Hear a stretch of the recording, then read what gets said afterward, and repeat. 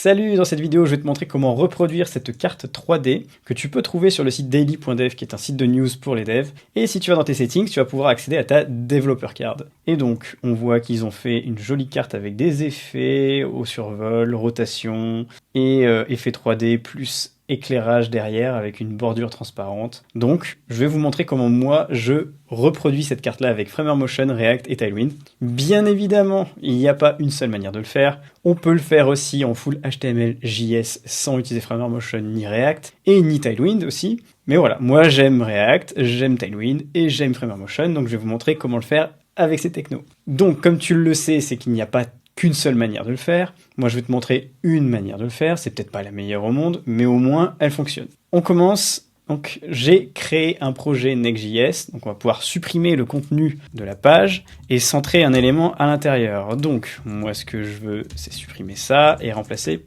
avec Justify Center. Une fois que j'ai fait ça, on peut regarder. Oui, j'ai bien mon élément qui est centré ici. Donc, je vais pouvoir maintenant faire un petit composant card.tsx. Et je vais l'importer ici. Je vois card et plus hello, donc c'est bon, c'est bien importé. Donc voilà, première étape. Ce que je peux faire, c'est regarder comment représenter cette bordure transparente avec ces arrondis sur les côtés. Donc ça va être le container principal. Donc pour moi, quand je fais de l'intégration, je regarde toujours la manière dont les composants s'imbriquent entre eux. C'est un système de poupée russe. Toujours pareil. Et je fais en sorte que les enfants, en fait, fit quasiment tout le temps l'entièreté du parent. Et c'est le parent qui va définir la contrainte de taille. Donc moi, ce que je vais faire ici, c'est que je vais définir un container principal qui aura ce ratio-là, avec ses arrondis. Et ensuite, je vais pouvoir construire la suite de mes éléments ainsi de suite, les uns après les autres. Premier élément, ici, on voit que c'est une carte qui est dans un format un peu type carte Pokémon. Et si on regarde, on voit là, c'est du 327 par 465. Premier truc que je fais, c'est dire, OK, class name, width 365 pixels et height 425, je dis pas de bêtises. Et on va faire un BGRed 200, c'est ce que j'aime bien faire pour définir la couleur et voir en fait directement mon élément sur lequel je suis en train de travailler. Sauf que je trouve que c'est un peu bizarre, je me suis trompé sur le 324 et 457. 457 et 324. Donc, voilà, j'ai complètement fait chose de travers. Donc c'est un peu plus ressemblant. 324 et 457, ok parfait. Donc moi, déjà là, j'aime pas mettre des valeurs arbitraires comme celle-ci. Et j'ai envie de me dire que si je fais d'autres cartes après sur le projet, je vais vouloir créer une classe spécifique à ça. Et donc on a quelque chose qui existe qui s'appelle Aspect Ratio et qu'on peut utiliser en CSS et avec Tailwind. Et donc moi, je vais voir créer une carte qui est toujours cet aspect-là. En fait, cette carte-là, elle sera toujours affichée comme ça. Ce que je peux faire, c'est, je vais calculer, je vais faire un 324 divisé par 457. Ça nous fait un 0,71, on va dire. Et donc moi, dans la config de Tailwind, ce que je peux dire, c'est que je vais étendre une classe qui s'appelle Aspect Ratio. Et là, je vais l'appeler card. Et notre card, ça va être du 0,71. Je pourrais directement mettre la division ici plutôt que le ratio. Et l'avantage, c'est que ici, je peux lui dire, si j'enlève ça, je vois que ça se réduit complètement. Mais si je mets aspect card, on voit que la hauteur, elle se fait en fonction de la width. Donc si par exemple je mets un peu plus de width, on voit qu'on aura toujours le même aspect. Donc ça, c'est déjà une technique qui est pas mal. Donc ce qu'on peut faire même, c'est lui dire que c'est un widthful. Donc ça va s'adapter au container parent, mais on peut y mettre une contrainte. Si on n'a pas de parent qui est une contrainte directement, nous on peut dire max width, par exemple 356 px. Donc ce qui fait que vous avez une carte qui peut s'étendre, mais qui restera toujours au même format. Donc ça, c'est le premier type. Ce que l'on veut aussi maintenant, c'est avoir une bordure. Donc si on fait rounded, si on voit rounded full, c'est pas le résultat qu'on veut. Donc 3XL, c'est le plus grand juste après ça. Et on voit que la bordure, elle est pas assez efficace. Donc là, on voit que c'est 24 pixels. Donc moi, je pense qu'on est plus sur une bordure de 32. Et donc, on va tester cette valeur-là comme ça, en valeur arbitraire. Je vois que c'est l'arrondi que je veux. Donc maintenant, ce que je peux faire, c'est aller ici. Et de la même manière, faire border radius et spécifier 32. Ça va être 2 REM. 16 pixels pour 1 REM, donc 2 REM 32. C'est comme ça que je le fais. Ici, maintenant, j'ai une classe qui s'appelle 32 qui existe. Et on voit que ça fonctionne. Ce container-là va être transparent, mais pour le moment, je vais le garder en rouge pour pouvoir voir comment faire mon container enfant, qui est juste directement celui-là, et regarder si les espacements sont cohérents. Donc moi, ce que je lui dis, c'est que je refais une div, sauf que ici, ça va être une div qui sera en position absolu. Pourquoi en absolu? Parce que je veux que cette carte-là prenne en référence la carte enfant et que les propriétés top, bottom, right et left se fassent en fonction du parent direct. Donc moi, il faut que je lui dise que c'est la référence ici. Je veux pas que ça soit un élément encore au-dessus. Et lui, en absolu, je vais lui dire inset de 0. Inset de 0, en gros, ce que ça fait, c'est que ça fait top 0, right 0, bottom 0 et left 0. Ça veut dire qu'on va se retrouver avec une parfaite superposition des deux cartes. Et donc si je fais BG Blue 200, je me retrouve avec la carte qui est vraiment par-dessus. Le truc qu'on a oublié de faire, c'est aussi faire un overflow hidden. Et ici, je veux pas un inset 0, mais je vais regarder en incrémentant inset de 1 ce que ça fait. Donc on voit qu'il y a un espacement de, je pense là, 8 pixels, c'est ça, entre ma carte et l'extérieur. Donc je pense que là, c'est plutôt du inset de 4 que l'on veut. Et on regarde, oui, ça me paraît cohérent. De la même manière, je vois que j'ai un arrondi sur cet élément-là, donc je le rajoute. Je fais un rounded 32. Comme j'ai créé la classe, c'est parfait. Et là, on a un truc qui est cohérent. Et donc, si cette carte-là, elle est en background transparent, voilà. Premier élément est fait, donc la bordure principale avec la carte à l'intérieur. Et maintenant, on va pouvoir identifier comment structurer cette carte. Donc ici, on voit que j'ai ma carte avec des éléments à l'intérieur qui font la moitié de la carte, chacun, avec cet élément-là qui vient les séparer. Donc cet élément-là, pour moi, je vais le mettre à l'intérieur de ce premier élément, qui va prendre 50%, et l'autre élément qui prendra 50%. Donc ici, il y a plusieurs manières de le faire. Soit j'utilise une grid et je spécifie directement mes éléments en disant tel élément prend telle place et tel autre élément prend telle place. Soit j'utilise flex ou soit j'utilise directement les pourcentages. Donc moi ici, je vais utiliser flex et je vais faire un flex call. Et je vais faire en sorte que mes deux éléments prennent autant de place l'un que l'autre. Je vais avoir du coup du flex 1 ou je peux directement vous montrer la première solution, c'est d'avoir un height 1,5, sauf qu'ici je vais faire un BG green 200 et ici je vais faire un BG yellow 200. Vous voyez que j'ai mes deux éléments qui prennent autant de place l'un que l'autre, sauf que moi je vais pas utiliser height, je vais faire un flex et à l'intérieur je vais rajouter flex call d'ailleurs, hop, et height 1,5, je vais les remplacer, je vais faire flex 1 pour les deux. Et j'ai le même résultat. Donc là je peux enlever mon background blue. Cette carte-là, moi, ce que je vais vouloir faire, c'est qu'elle soit blanche. Toute la carte soit blanche. Et donc, je vais faire un BG white.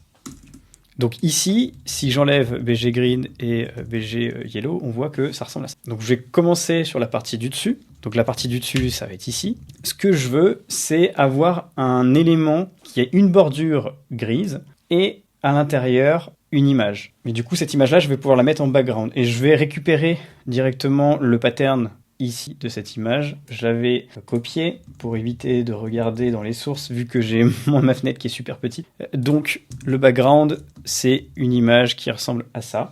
Hop, cloudinary.com, et si on regarde dans un nouvel onglet, ça ressemble à ça. Et donc du coup, moi ce que je veux, c'est la mettre en fond sur mon bloc parent. Donc là, j'ai mon premier bloc. Je vais pouvoir faire un border ici, par exemple, border de 2, je vais essayer. Donc là, c'est 2 pixels avec cette propriété-là.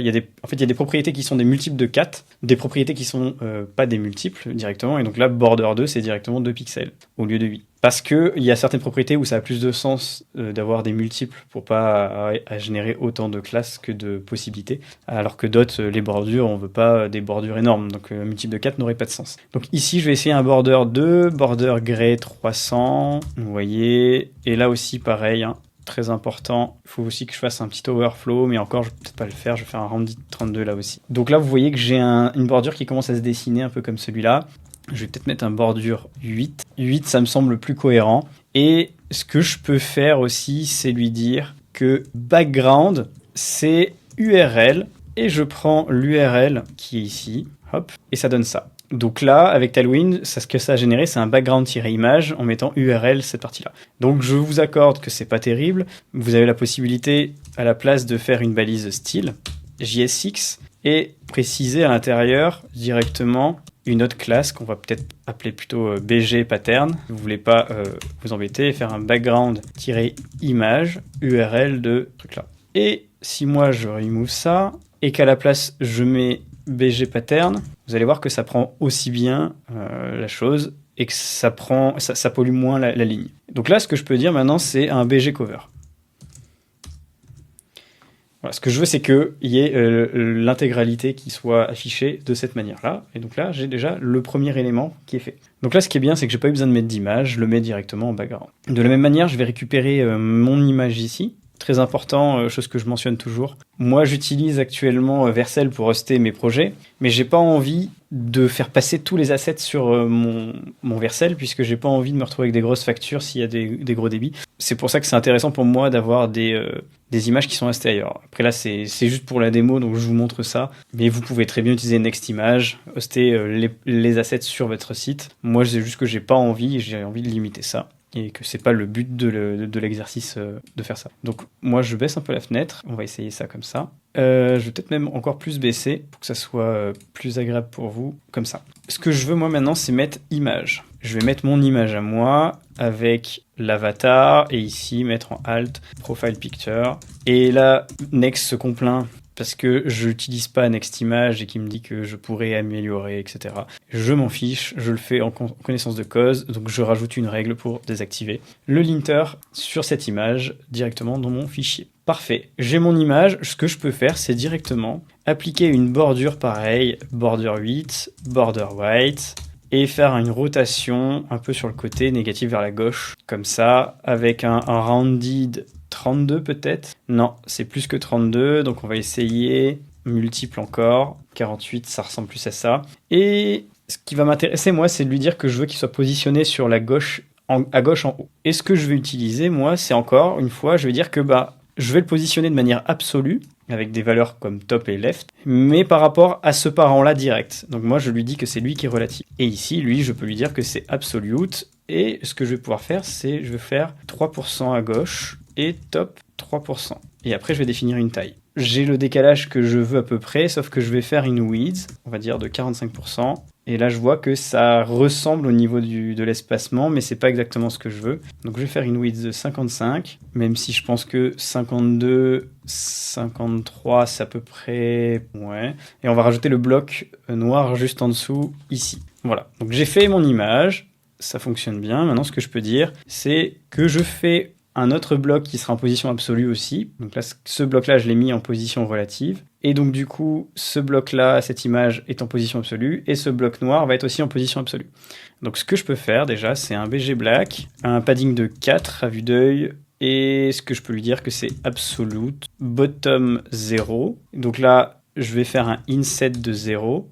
Inset X de 0. En fait, ma valeur inset, là, elle était en train d'écraser mon bottom 0. En fait, là, j'utilise bottom 0 pour dire que l'élément va en bas. Et ensuite, inset X donc pour dire left et right à 0. Inset X de 0, c'est ça, c'est left et right à 0. Je dis que le texte, c'est du grey 500, par exemple. Et à l'intérieur, je vais faire un span avec dedans une valeur en bold, 10, avec encore un span réputation. Je vais pas faire les petits iconos, on va aller assez vite. Class name, je vais faire un SpaceX de 1 pour espacer mon 10 avec réputation. Ok, et sauf que moi je veux que bold il soit en white. Donc là je suis pas en train de créer des micro-composants à l'intérieur pour essayer de combiner et ensuite de faire ce premier composant à gauche là pour ensuite faire le composant de droite. Là je le fais comme ça en mode rapido. C'est pas le but de la vidéo, là j'essaie d'aller plus vite sur l'intégration. Donc là j'ai un truc qui s'affiche à peu près correctement, sauf que moi bold je veux que ça soit un texte LG par exemple. Et sinon c'est texte XS je dirais pour réputation, ok. Et là je vois que c'est baseline au niveau de l'alignement, et moi ce que je voudrais c'est que ça soit centré comme ici. Donc là ce que je peux faire c'est dire que c'est du flex et faire un item center, et voilà, le réputation il monte. Et ici il faut bien que je fasse un rounded, je pense de 2 XL, ouais ça semble être le cas. Et il y a un truc qui va me manquer, c'est que là mon élément il est collé en bas, mais sauf qu'il faut que je le décale de translate Y de la moitié de sa hauteur. Donc je vais faire un translate Y de 1,5. Donc ça va le décaler de sa propre hauteur de 50%. Donc là j'ai l'élément qui est au bon endroit et qui s'affiche bien. Et si j'affiche celui-là en rouge, dessous, on voit que là j'ai bien mon élément qui commence à ressembler vraiment à ce qu'il y a sur la droite. J'enlève la partie rouge. J'ai juste marqué réputation. Et donc là je vais pouvoir dupliquer la ligne et faire 103 post read. Et sauf que ici, je vais dire que c'est du flex avec space de 2, comme ça, ou même 3, on peut dire. C'est plutôt sur celui-là que je devrais faire un line clamp. Line clamp sur le span line clamp de 1. On va pas optimiser plus, mais vous voyez que du coup, comme celui-là, il est censé normalement revenir à la ligne ou pousser trop les éléments, il se retrouve avec des 3 petits points. C'est une petite technique aussi. Et ça, on va le mettre un peu partout pour sécuriser au cas où ça venait à déborder. Mais voilà. Donc là, j'ai ce bloc-là qui est fait, sauf que vous voyez bien que j'ai un shadow juste en dessous. Donc si on utilise directement shadow ici, on prend le shadow de XL, on voit qu'il est un peu timide, donc c'est pas ça qui va m'intéresser. Donc ce que je vais vouloir faire, c'est un shadow en spécifiant que c'est une couleur noire avec une opacité de 30%, donc 0.3. Et ensuite, on espace avec les underscore avec Tailwind pour les espaces dans les propriétés. Sinon, Tailwind n'y arrive pas. Si on met des espaces dans les classes, pour lui, c'est une autre classe. Et donc là, je vais pouvoir dire que c'est 1 pixel sur la droite, underscore 1 pixel vers le bas, et on va dire 1 pixel juste de shadow pour être un peu violent pour le moment. Et là, on verra pas grand-chose, mais ça fait comme une espèce de petite bordure. Donc si je mets 10, même si je mets 15, on va voir que ça commence à ressembler à quelque chose de similaire. Et là, je vais peut-être mettre 5 aussi ici. Ouais, je vais rester sur 1, et je vais mettre 13, créer ou 20. Je vais vérifier quand même si ça fonctionne, parce que j'ai quand même l'impression que ça ne fonctionne pas. Je pense que c'est trop 0,3.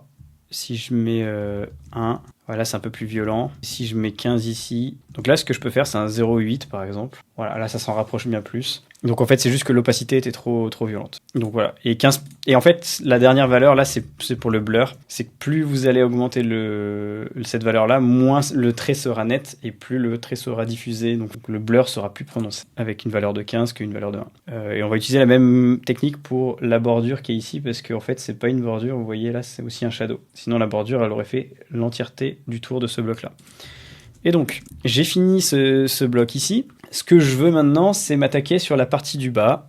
La partie du bas, je vais pouvoir faire aussi des choses à l'intérieur. Et donc, je vais pouvoir commencer par un H1 que je vais ceci, avec à l'intérieur une div où j'ai span Joanne Leroc, tout attaché, et en dessous décembre 02 2022. Ici, ce que je vois déjà, c'est que il faudrait que texte soit black. Ici, je vois que forcément, j'ai le bloc du dessus qui prend le pas. Donc, moi, ce que je vais faire, c'est je vais faire un autre élément, parce que je vais avoir appliqué la bordure sur cet élément-là. Donc, je ne vais pas faire de padding ou de margin sur cet élément-là, sinon ça va me décaler la bordure. Donc, moi, ce que je vais faire, c'est sur l'intérieur. Je vais faire un padding top de 8, 10, voilà, 8, et un PX4. Et ici, ça sera un padding de 2, potentiellement. On va voir après. Donc déjà, ici, ça va être du texte bold, font bold, et texte de XL. Et en dessous, on va dire que c'est texte XS ou SM. On va rester sur du XS avec un SpaceX de 2. Sauf que celui-là, il va être en texte grey 400. Donc là, j'utilise pas du tout les mêmes couleurs, mais on va dire que c'est pareil. Je veux pas aller vraiment dans le détail. Ensuite, on va pouvoir faire, en dessous de ce bloc-là, un HR.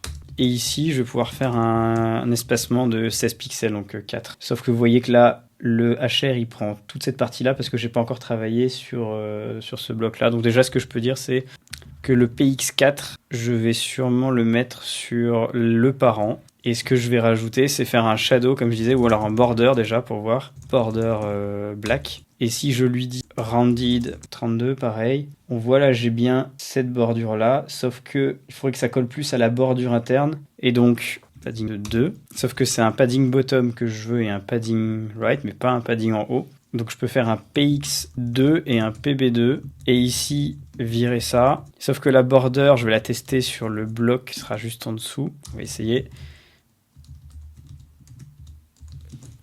Et si la border, je fais un height full et que je fais un rounded 32, on a quasiment le résultat qu'on veut. Sauf que là, vous voyez que là, la bordure, elle est méchante, elle est pas belle. Et là, je vais faire aussi un PX2, voire un PX4. Ça ressemble déjà un peu plus. Et sauf que là, à la place de la bordure, je vais faire un shadow.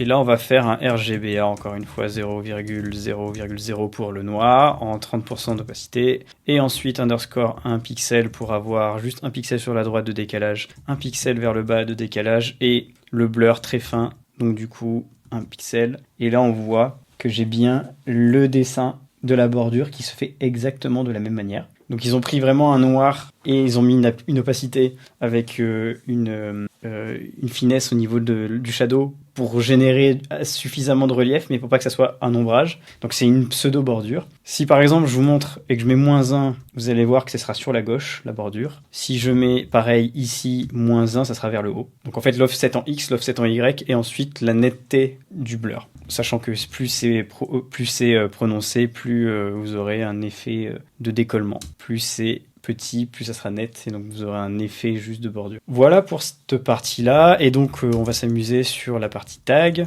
Donc là, ce que je peux faire, c'est encore une div, et ici, je vais faire un tableau directement avec marqué CSS, Data Analysis, Database, Frontend, CLI, voilà. On fait un petit point map pour itérer sur l'ensemble du tableau en récupérant la valeur du tag. Donc ici, je vais dire que c'est un span. Hop. Bien évidemment, il faut que je spécifie la clé qui sera le tag, clé unique. Et ici, je spécifie le tag. Et donc, j'ai mes valeurs qui s'affichent comme ça. Je vais dire que je veux que ça s'affiche en très petit. Donc, en fait, ce que je veux, moi, c'est utiliser flex et utiliser un gap de 2 pour dire qu'il y a un élément, il y a un espacement entre eux. Et je vais dire que je veux flex wrap aussi, que je veux que ça revienne à la ligne si jamais il y a 2 lignes, pour éviter que ça se casse la figure. Donc là, vu que le nombre d'éléments est assez grand et que ça arrive sur le bord, si tu ne mets pas flex wrap, tu vas avoir un problème. Là, avec le flex wrap, il revient à la ligne et c'est parfait. Donc ici, je vais pouvoir rajouter le styling sur mes tags. Donc je vais faire un border black, on va faire un padding de 2 je pense, et on va faire un rounded 2 XL je pense. Sauf que 2 c'est un peu violent, donc on va faire un PX2 et un PY1 en hauteur. Sauf que rounded 2 XL c'est un peu violent, on va faire un rounded MD, rounded LG, ça me semble être plutôt ça. Et donc là on a un truc qui ressemble pas mal. On a une carte qui commence à ressembler à ce qu'on veut, et de la même manière, là on veut un élément noir qui soit en position absolue, qui va en gros récupérer la partie logo. Lui, je vais le positionner en absolute et lui dire que c'est un bottom 0 et un right 0. Je vais lui dire que c'est un background black avec un rounded top left à 32. Et à l'intérieur, je vais marquer hello pour le moment. Et on voit que c'est ici. Sauf que vous voyez que j'ai pas spécifié de relative aux composants parents, et donc du coup le relative en fait il remonte encore et c'est le parent qui est ici. Moi je vais lui dire que c'est ce bloc là rouge que j'avais tout à l'heure ici. Je fais BG red 200. Je veux que ce soit ce bloc là qui soit en relative. Et là si je mets relative, le bloc noir qui est en absolu, c'est pas sur celui-là, autant pour moi, c'est sur celui qui est en dessous, celui qui a la bordure en shadow. Donc c'est lui que je veux en relative. Et donc voilà. L'élément se met comme ça, sauf qu'on voit que ça dépasse, donc on peut faire un overflow hidden à cause de l'arrondi. Et là, on a quelque chose de sympa. Donc ce qu'on va vouloir faire maintenant, c'est récupérer les logos. Donc ce que je peux vous conseiller, moi, c'est de faire un inspect ici. Et je vais récupérer les logos qui sont dans ce bloc-là, dans le A. Et là, j'ai 2 SVG. Donc là, je récupère le premier, je fais copy elements. Ce que je veux, c'est aller sur SVG OMG, qui est un site qui va me permettre de paste le markup et de récupérer un SVG et de faire des optimisations dessus, ce qui fait qu'il y a des gains en fait en termes de performance puisque on compresse le SVG, donc ce sera moins lourd. Donc je copie, je vais sur SVG to JSX, je colle cette partie-là et ça m'en crée un SVG vers du JSX, ce qui fait que toutes les propriétés genre class se transforment en class name, view-box se transforme en viewbox, en Pascal case, en camel case. Tout ce genre de choses que j'ai plus besoin de faire à la mano. Et donc là, je vais créer un nouveau fichier qui va s'appeler SVGs et je vais faire un export de daily dev logo. Et je vais lui dire qu'il prend une des props parce que j'ai envie de le contrôler aussi de l'extérieur. Et pour ce faire, je vais lui dire que c'est component props de SVG. Et ce props, je vais le spread ici. Donc ça veut dire que je vais pouvoir lui passer et override class name par exemple et tout ça. Donc je vais pouvoir écraser les infos. Je vois ici que Phil, ils mettent une variable en fait qui était présente sur leur site et qui n'est pas présente sur le note. Donc moi, ce que je vais faire, plutôt que de définir une couleur directement, je vais faire un current color. Ce qui va me permettre de définir le text color juste sur le nœud parent ou sur ce même nœud, sur le SVG ici. Ça appliquera current color, la text color que j'ai définie. Donc ici, si j'importe mon logo qui s'appelle dailydev logo, qu'on regarde comment ça fonctionne. Parce qu'il faut que je spécifie une taille, donc je vais par exemple spécifier 20 pixels en hauteur. Ok, sauf que là vous voyez qu'il est noir sur noir, parce que quand je l'ai pris, là il est blanc, parce qu'il y a une variable CSS qui le définit en blanc sur leur site. Moi sur SVG OMG, vous voyez qu'il est noir. Si moi je veux faire ce que j'ai fait, qui est spécifier une couleur blanche pour que current color soit blanc, il me suffit juste de lui mettre ici text white. Et là vous voyez qu'il s'affiche ici. Mais la beauté du truc, c'est que je peux le faire aussi sur le nœud parent et il va récupérer la dernière couleur qui a été définie au plus proche parent. Et donc là, ça veut dire que ça va s'appliquer pour mes deux logos que je vais récupérer. Donc là, j'ai récupéré juste ce petit logo-là. Je veux quand même qu'il y ait un petit padding. Donc je pense qu'un padding de 4, on est pas mal. On a l'air pas mal. Peut-être que là, je mettrai 18 pixels au lieu de 20. Ouais. Et je vais rajouter le deuxième logo qui est daily.dev. Je vais faire la même manière, la même opération. Copy element, optimisation sur SVG-OMG. Je récupère cette petit-là. Je copie-colle là. Je colle ici. Et j'ai une deuxième fonction. Je vais même prendre juste le SVG, dupliquer cette fonction ici, coller mon SVG et spread aussi les props. Et ici, ça va être daily-dev text logo. Donc voilà, là j'ai mes deux éléments. Et ici, text logo, pareil, la même height. Et si je retourne sur mon site, je vois qu'il est toujours en noir, lui, parce que j'ai oublié de définir current color. Voilà. Je peux dire ici que c'est un flex space x de 2,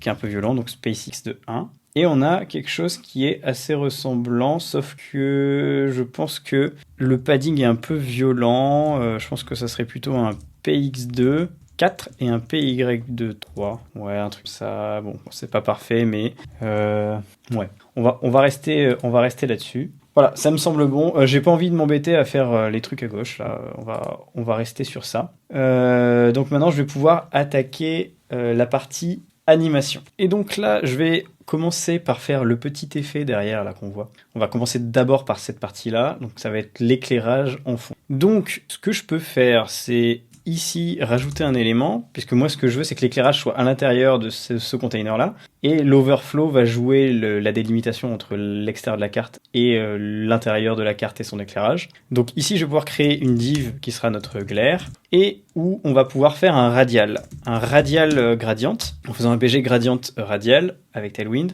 où je vais pouvoir lui dire que ça part de white avec opacité de 0, le opacity modifier /0, to white. Moi, ce que je veux, c'est un éclairage blanc. Sauf que là, je veux, moi, que ça soit en position absolute. Ici, je peux lui dire que c'est relative. Ah bah, c'est déjà fait. Et ici, rajouter une size. Je veux que ça soit un carré. Je veux que ça soit un radial qui soit carré, donc je vais des size plutôt que with des height. Dans ce cas-là, je vais mettre un size de 600 pixels à peu près. Pour mieux voir ce qui se passe, je vais carrément hidden cette partie-là. Et là, on voit qu'on a un point noir central. Donc en fait, c'est plutôt l'inverse. C'est je veux du blanc vraiment comme ça. Si j'enlève le overflow hidden, on verra peut-être mieux. Ça nous fait un carré comme ça. Et donc là, moi, ce que j'aime pas, c'est qu'on voit les délimitations de mon carré. Donc, je vais pouvoir changer, en fait, pour que ça soit, pas que ça soit linéaire de 0 à 100%. Je vais lui dire que ça commence plutôt de 20% et que ça finit à 70. J'ai pas besoin de mettre de valeur arbitraire, ces classes-là existent. Et là, on a un rond comme ça. Par contre, je trouve que c'est un peu violent en termes d'éclairage. Donc moi, ce que je vais faire, c'est rajouter un opacity, on va dire de 20 ou 15, ok, 25, ok. Et donc là, si j'enlève cette classe-là et que je remets un overflow hidden, on a bien un éclairage qui se fait, vous voyez, avec la délimitation ici. Prochaine étape, c'est de dire, ok, ce gradient en fait qui va être notre éclairage va bouger en même temps que notre souris. Donc le but c'est de dire, ok, dès lors que je bouge la souris, je mémorise les coordonnées de souris là et ce rond en fait doit être centré avec ma souris, histoire que quand je m'approche du bord, l'éclairage le plus light soit au niveau de ce bord là. Pour ce faire, ce que je vais avoir besoin, c'est d'une propriété sur le DOM d'une div qui va être onMouseMove. Donc dès lors qu'on va bouger sur cette carte, moi je veux récupérer l'événement. On va regarder ensemble. Si je fais un e.clientx, e.clienty, les infos qui me renvoient. Effectivement, client component props. J'oublie qu'on est sur App Directory et que donc du coup c'est mouliné côté serveur alors que c'est un client component. En mettant use client, ça évite que côté serveur ça soit mouliné et qu'il y ait des erreurs parce qu'on utilise du JavaScript et typiquement avec l'event handler.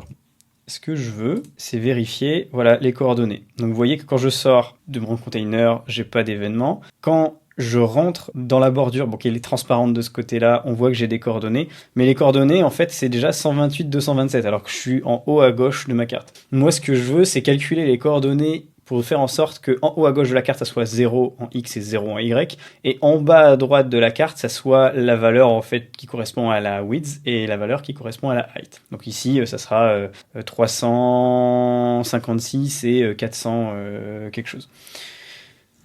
Donc le on-mouse move, là, ce qu'il me fait, c'est juste me dire quelle est la position dans mon viewport de ma souris. Donc ce que je vais devoir calculer ici, ça va être les coordonnées de mon XY dans ce container-là qui est relatif à cet élément-là. Et donc pour ça, c'est rien de plus compliqué, c'est que j'ai les coordonnées de mon viewport, je vais récupérer la référence de ce container-là, récupérer les bounding rect de ce composant pour ensuite faire une soustraction et récupérer la coordonnée de ma souris au sein de cet élément-là de manière relative.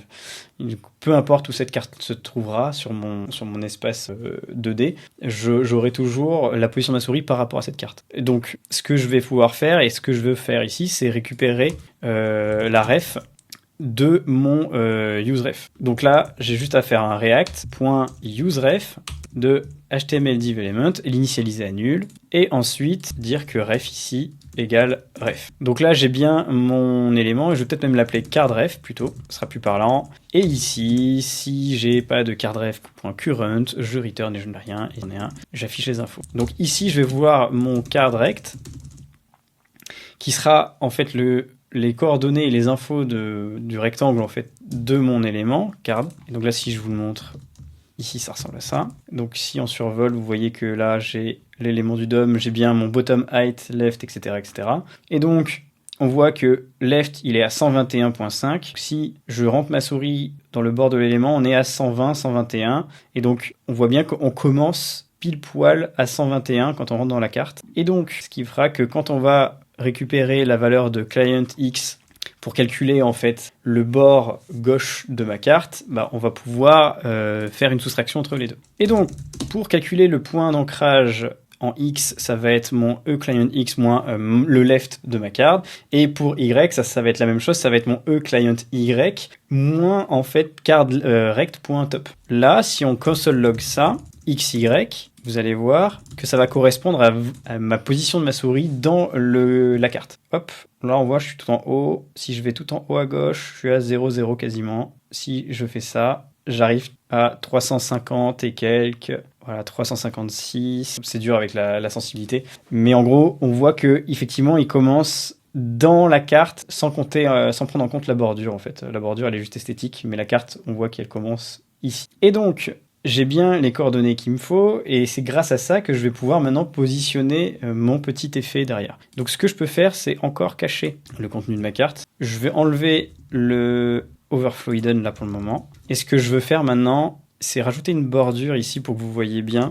Border 4, border red 200 ou même 400. Donc là, vous voyez que mon radial, il est bien centré et que moi, quand je vais bouger ma souris, je vais d'abord positionner mon radial de manière à ce que ma souris elle soit sur le coin en haut à gauche. Parce qu'en fait, c'est comme ça que ça va se passer. Je vais vous montrer. Donc, je vais pouvoir installer Framer Motion et je vais vous montrer ça tout de suite. Hop, on fait un PNPMI install Framer Motion. Moi, j'utilise PNPM. Une fois que Framer Motion est installé, je vais pouvoir faire un import from Framer Motion. Je vais importer Motion directement. Vous allez voir, il va prendre quand même pas mal de place. Mais là, comme on est en pur dev et pas en mode je vais shipper mon app en production, je m'en fiche pour le moment d'optimiser mon asset, mais si vous voulez après optimiser, vous avez la variante qui est M et qui vous permettra de ne charger que ce que vous utilisez. Donc il y aura des choses à charger en amont et c'est bien expliqué dans la doc. Donc nous on va utiliser Motion et l'avantage maintenant c'est qu'avec cet objet, je peux lui dire que cet élément là ou cet élément-là, c'est plus une div, mais un motion.div. Je peux faire un motion.div. Donc, ce que ça apporte, c'est que je vais avoir les mêmes propriétés. D'ailleurs, je perds ça, auto-close. Je vais avoir les mêmes propriétés. Par exemple, j'ai style, qui est la même chose, sauf que c'est pas exactement les mêmes valeurs que je vais lui passer. Je vais vous expliquer ça après. Et j'ai des nouvelles propriétés qui sont apparues. Donc en fait, c'est un wrapper de la div, là pour le coup, de Framer Motion, qui me permet d'avoir et de rajouter des trucs super puissants comme while over. Et moi, pendant le over, ce que je veux, c'est lui dire que je vais scaler de 1,1. Et donc là, sans rien faire, quand je vais passer par-dessus, vous voyez, j'ai un petit effet d'animation un peu flamby avec un easing un peu spring, avec des bons réglages en fait qui fait que c'est smooth, c'est joli à voir. Et là j'ai rien à faire. En fait là j'ai laissé, grâce à Motion.div et le while over, la main à l'animation à Framer Motion sans me prendre la tête. Sauf que moi ce que je veux ici c'est réagir à un changement externe et synchroniser mon animation avec un mouvement de ma souris. Donc ici ce que je vais devoir faire c'est plutôt que d'utiliser while over, c'est utiliser ce qu'on appelle un hook use motion value qui va me permettre de stocker mes valeurs de X par exemple et de Y. Et donc en fait use motion value c'est quoi? C'est un hook qui prend en paramètre une primitive ou une valeur quelconque, un objet, un array, etc.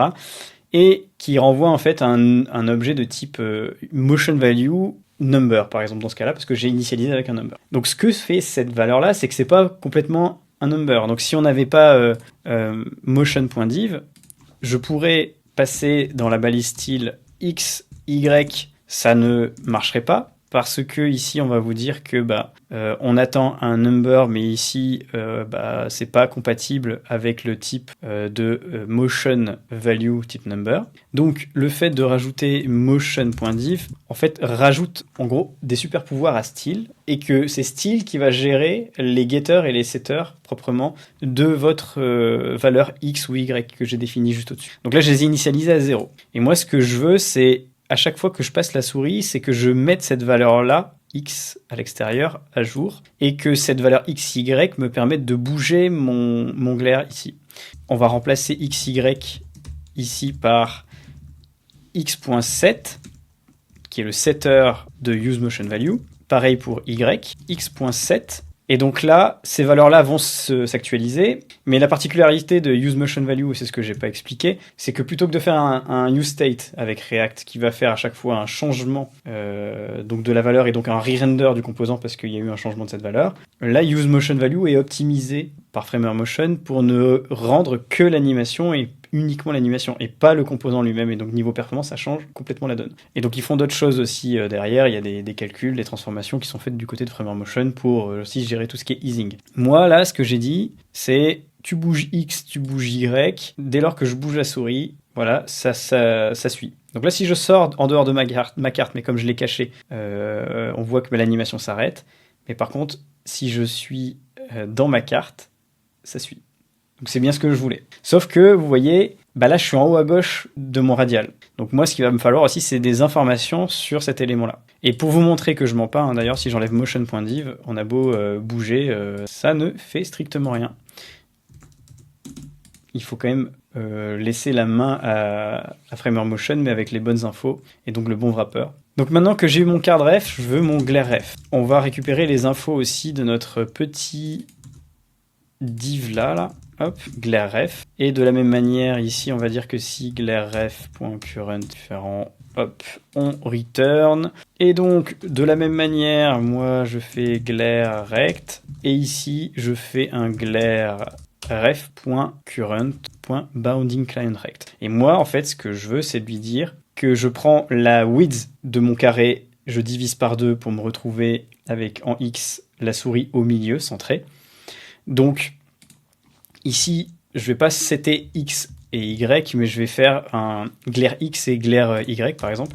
Glare X, useMotionValue, pareil, de 0. Et ici, je peux faire un glare X.set. Ça va être la même chose, donc clientX moins cardLeft, mais sauf qu'on va faire un moins glareRect.width divisé par 2, donc copilote à anticiper. Et pareil pour Y, sauf que là, ça sera Y top.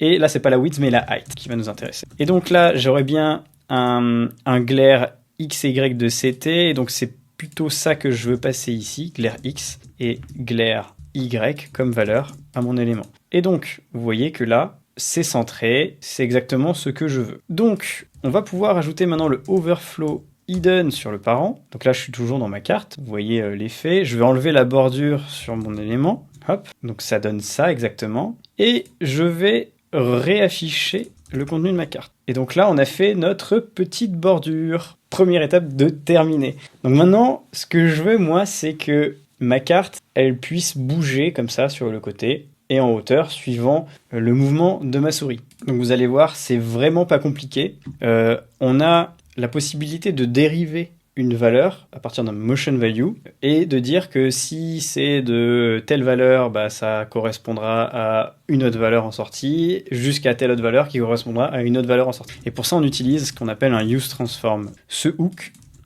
prend en paramètre un motion value, comme j'ai dit. Donc là, par exemple, moi, je veux prendre l'information de x, y. Donc c'est x, y qui vont m'intéresser. Donc si je suis à 0, 0, donc ça veut dire que je suis en haut à gauche. Si je suis à 0, 356, ça veut dire que je suis en haut à droite. Si je suis à 356, 400 quelque chose, c'est que je suis en bas à droite. Et si je suis à 0, 400 quelque chose, c'est que je suis en bas à gauche. Voilà, c'est comme ça que ça va fonctionner. C'est notre repère orthonormé. Et donc, cette partie-là, je vais pouvoir facilement lui dire, ok, bah moi, je veux une rotation en X. Je veux une rotation en X. Donc du coup, ah oui, donc là, c'est plus la même chose. Si je bouge là comme ça, ouais, c'est l'inverse. Rotation Y, du coup. Donc si je fais ma rotation Y et que je fais mon use transform, je peux lui passer X et je vais lui dire que si on est de 0 jusqu'à 356, bah, je veux que la rotation, ça soit... du coup, alors là, si je suis à gauche, ça monte. Si je suis à droite, ça monte. En fait, c'est comme si la souris, elle attirait à l'endroit où elle est. Donc du coup, ça va être... Si je suis en haut à gauche, je veux que ça fasse un 15 degrés, je dirais, et un moins 15 comme ça. Et donc là, ce que je vais pouvoir faire, c'est passer rotation, non pas à mon effet de lumière derrière, mais au container parent qui est ma carte, qui est celui-ci. Du coup, il faut que je mette cette div en motion.div. Je peux lui passer style et je peux lui passer rotate y. Et d'ailleurs, je vais le nommer de la même manière. Au moins, j'ai pas besoin de faire ça. Et on va voir ce que ça donne. Donc là, on voit qu'on a un effet un peu chelou. Il n'y a pas de sensation de 3D. Et donc, pour corriger ça, il faut que le parent, en fait, on lui définisse une perspective. Donc ici, je vais carrément mettre perspective. Donc, comme c'est une propriété qui n'existe pas avec Tailwind, tu peux directement ouvrir les brackets, définir perspective et la valeur ici comme ça. Et donc, moi, je vais mettre 1000 pixels. Et ce qui fait que quand je bouge, là, maintenant, j'ai un effet de profondeur. Et si je mettais, par exemple, que 100, c'est... en fait, la distance de la caméra, en fait, de mon objet que je manipule. Si on met 800, ouais, on a un truc ok, mais je pense que le 1000 est pas mal. On a un truc qui est pas mal. Donc, ok. Donc là, on voit, je vais en haut à droite, ça se rapproche. Je vais en haut à gauche, ça se rapproche. Mais je vais quand même vous expliquer un peu mieux. Ce que je dis, c'est que useTransform, il prend la valeur de x, qui est un motion value. Cette motion value est modifiée lorsque je suis au survol sur la carte. Donc, elle est setée. Donc, ce hook-là, il détecte qu'il y a un changement sur X, et donc il met à jour Y en fonction de ces valeurs-là. Donc moi, ce que je lui ai dit, c'est que si X vaut 0, dans ce cas-là, tu me renvoies 15. Si X, c'est 356, tu me renvoies moins 15. Et en gros, ce que ça fait, c'est que ça fait une interpolation linéaire, on appelle ça, et en fonction de cette valeur-là, il va renvoyer linéairement la différence entre 15 et moins 15. Donc par exemple, si j'étais entre 0 et 356, donc ce qui veut dire à la moitié de ma carte, je veux 0 rotation. Si on fait 356 divisé par 2, ça fait 178. Donc si X est à 178, ici au milieu, là, j'ai 0 ici. Et pareil, ça fait un produit en croix, en fait, et ça vous renvoie la valeur interpolée de cette troisième argument qui est notre array de deux variables. Mais on peut en rajouter autant qu'on veut. On peut faire des trucs différents, rajouter, par exemple, 170, je peux lui dire que c'est moins 20, tu vois. Hop, et donc, je peux avoir des trucs un peu différents, un peu plus chelous. Mais voilà. C'est comme ça que ça fonctionne. Et on va faire de la même manière pour rotate X. Moi, c'est Y que je vais regarder, donc c'est l'inverse. Moi, je veux transformer dans l'autre sens, donc ça veut dire que quand je bouge de haut en bas, je veux aussi que la carte, elle se déplace de haut en bas. Alors, on voit qu'elle se rapproche aussi aux extrémités. Là, je vais prendre la taille de la carte. Donc la taille de la carte qui est ici 504. 0 jusqu'à 504, on va faire un moins 15 plus 15, et ce qui devrait être l'équivalent. Donc là, forcément, je l'utilise pas, je le passe pas. Donc si je le passe ici, ça devrait être bon. Voilà, j'ai exactement l'effet que je veux. J'ai pas de easing, en fait, de choses que je pourrais rajouter. Ici, il n'y a pas de easing non plus, donc autant dire que l'effet est quasi le même. Là, on pourrait avoir fini. Mais je vais vous montrer qu'en fait, il est possible de rajouter des effets et de la physique sur des animations. Donc je peux faire un useSpring par exemple et lui dire bah moi en fait je veux un rotate Y spring qui est en fait un useSpring de rotate Y et je peux lui laisser juste les paramètres par défaut, mais sinon on peut lui spécifier pas mal de choses, la masse, la durée, est-ce que ça bounce plus, etc. Mais je vais rester juste avec les propriétés par défaut qui sont souvent très très bien. Et je vais faire la même chose avec rotate X et plutôt que de passer rotate Y, je vais passer rotate Y spring et rotate X spring. Et ce que ça va faire, c'est que là, on va laisser le hook de Framer Motion nous gérer en fait le easing, ce que vous allez faire par exemple ease in out, ease in, et donc là on aura un effet, vous voyez, physique plus réaliste. Voilà. Et hop, si je ressors, maintenant le souci que j'ai, c'est que la carte elle reste dans l'état initial. Donc ce qu'on pourrait faire, c'est rajouter un on mouse leave et ici reset les valeurs. Par exemple, moi je vais passer les valeurs non pas à 0. Donc là, c'est un peu ça ce que je fais. Normalement, ce qu'il faudrait faire, c'est calculer, et avec les refs, on pourrait le faire, la taille en hauteur et en largeur de la carte, et setter les valeurs en fonction. Donc moi, ce que je veux dire, c'est que, comme j'ai dit tout à l'heure, la carte en largeur, c'est 356, donc c'est, en gros, on avait dit 356 divisé par 2, donc quand c'est à 178, c'est qu'il n'y a pas de rotation. Et donc ici, je vais dire que je veux pas avoir d'éclairage, donc je le mets assez loin. Je vais enlever l'éclairage là qui reste sur le côté là et lui dire il part, parce que là ici on voit qu'on n'a pas d'éclairage tant qu'on n'est pas en hover.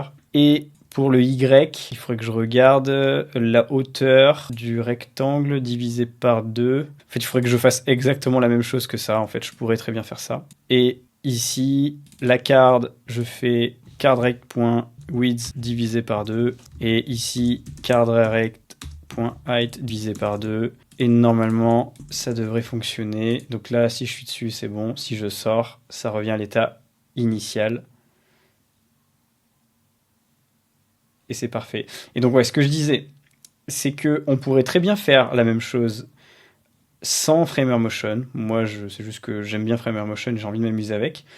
Donc, on pourrait utiliser JavaScript, faire avec des variables CSS et des easing purement en CSS. Ce qu'on pourrait améliorer, notamment, c'est que bah là, je spécifie une taille max, mais on pourrait gérer de manière différente les éléments qui sont ici. On pourrait dire en fait que dynamiquement on calcule la largeur et la hauteur à chaque fois. Mais c'était pas le but de la vidéo, et là je voulais juste vous montrer que on pouvait reproduire une carte assez rapidement de la même manière. Et j'espère que ça vous aura plu, et je sais pas si c'est quelque chose que tu veux voir un peu plus, donc des composants qui te font marrer et que t'aimerais bien que je refasse, ou que je décortique et que je te montre comment je le ferai. Donc j'aimerais un jour, en plus d'une formation sur Tailwind, faire une formation sur Framer Motion. Je sais pas si c'est quelque chose qui t'intéresse. Donc en tout cas, nous, on a déjà un cours sur React, si ça t'intéresse. Et on le fait avec le crew, donc Coding Crew, j'ai 2 associés qui travaillent avec moi. Et donc tu peux très bien aller souscrire et nous suivre ou nous donner de la force en participant et en t'inscrivant sur react.codingcrew.dev. En tout cas, n'hésite pas à me DM sur LinkedIn, sur YouTube et demander des choses, échanger. Je suis tout oui et super content de pouvoir faire ça. Ça me fait délirer. Donc si toi ça te plaît et que ça te fait délirer, ben on est deux. Et j'essaierai de consacrer plus de temps en fait pour faire des vidéos de ce genre. Merci à toi. Salut.